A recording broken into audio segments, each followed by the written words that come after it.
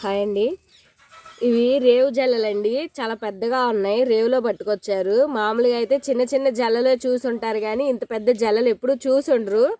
చూడండి ఎంత పెద్దగా ఉన్నాయో ఈ జల్లలు. ఏటకెళ్ళి రేవులో పట్టుకొచ్చిన జల్లలండి ఇవి. మా అత్తయ్య గారు అయితే వీటిని చేస్తున్నారు.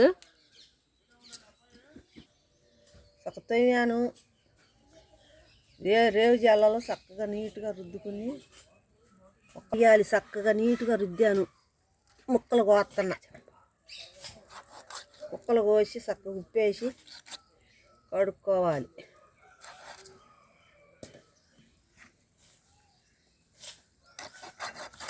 మా అత్తయ్య చూడండి అసలు ఎంత తెల్లగా తోమింది వాటిని. ఆ తలకాయలు అత్తయ్య ఏంటి నల్లగా ఉన్నాయి అంటే అవి పోవమ్మా అంది. పిల్లలు కూడా తినవచ్చు.